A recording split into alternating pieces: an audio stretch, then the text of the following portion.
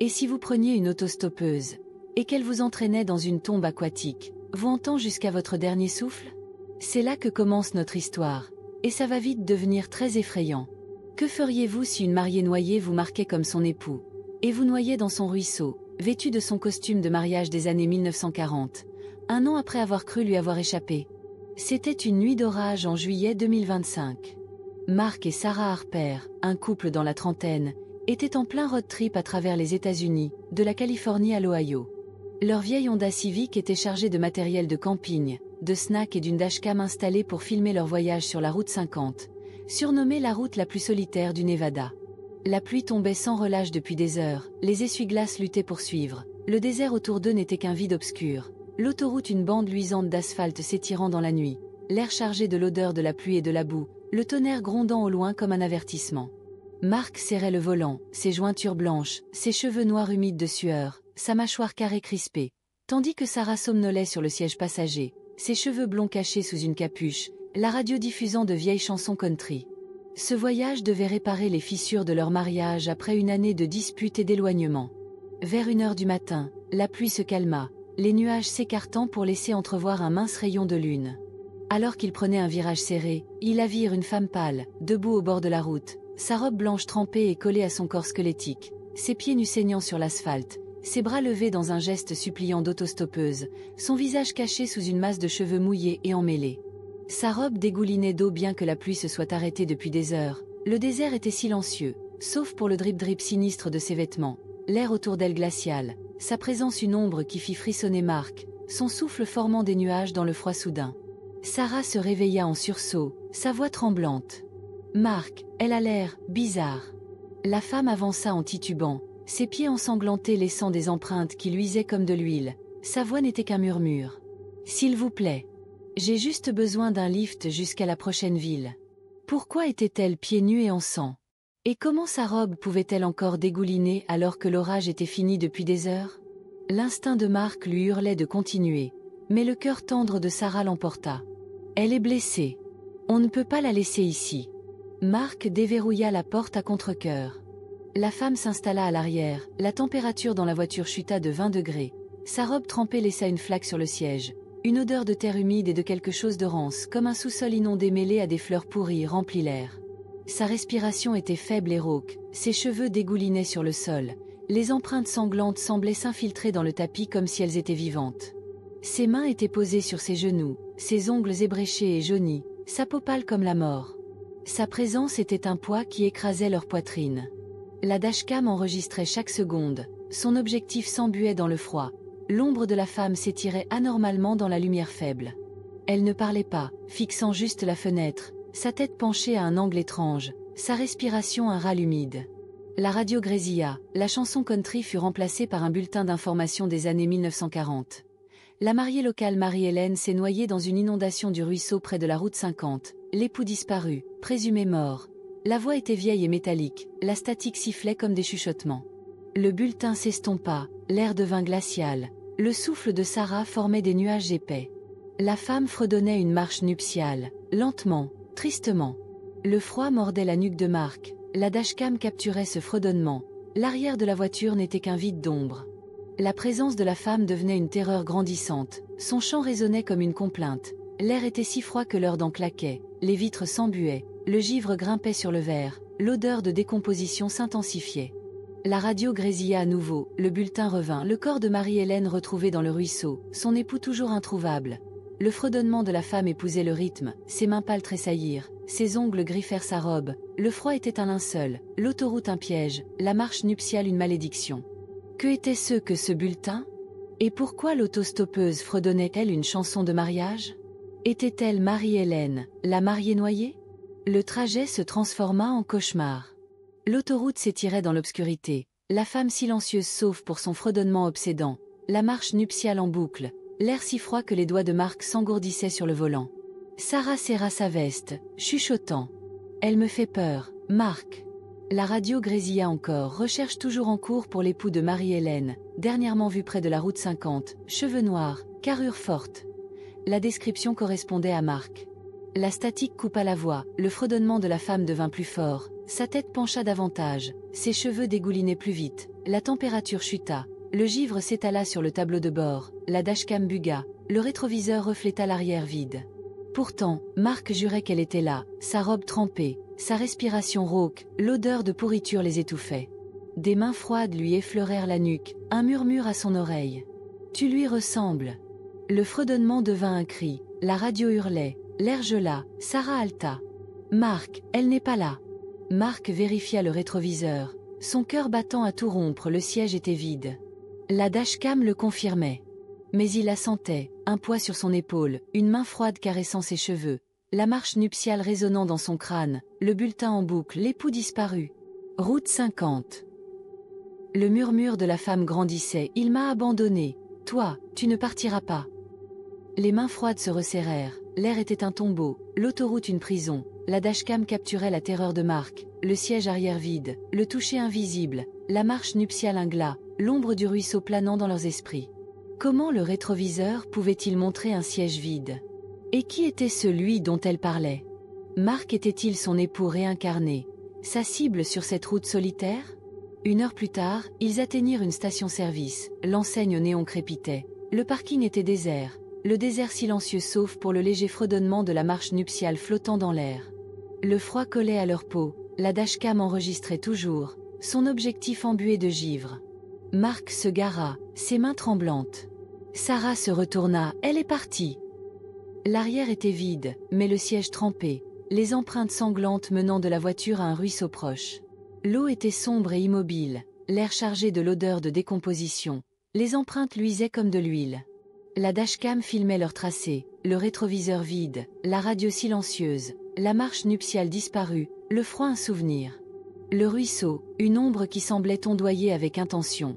Sa surface refléta un visage pâle un instant, puis plus rien. L'air redevint glacial, l'odeur de terre inondée plus forte, le fredonnement revint faiblement, le ruisseau chuchota « Il m'a abandonné ». Ils coururent à l'intérieur. Le caissier, un homme maigre aux yeux fatigués et à la voix tremblante pâlit, son visage blême. « Vous avez pris Marie. Elle noie les hommes qui ressemblent à son époux. » Le sang de Marc se glaça. Son reflet dans la vitre montrait un homme aux cheveux noirs et à la mâchoire carrée, la même description que celle de la radio. Sarah agrippa son bras, sa voix brisée. « Qu'est-ce qu'il veut dire ?»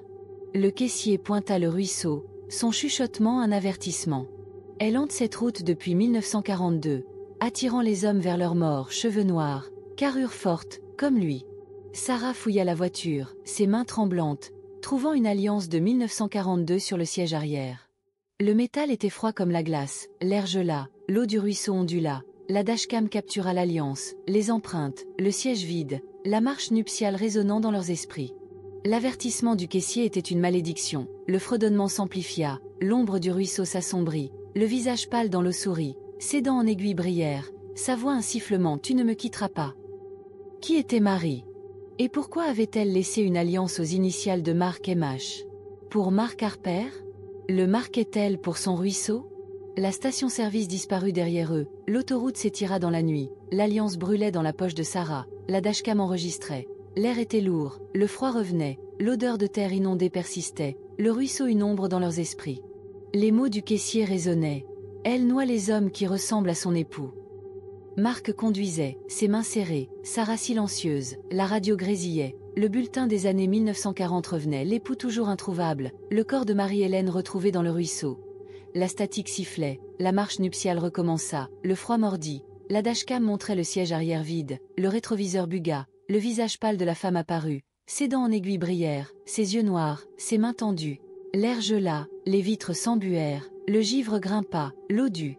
Ruisseau dans leur rêve, l'alliance un poids, l'autoroute un piège, le fredonnement un cri, le visage pâle dans le rétroviseur chuchota « Tu es à moi !»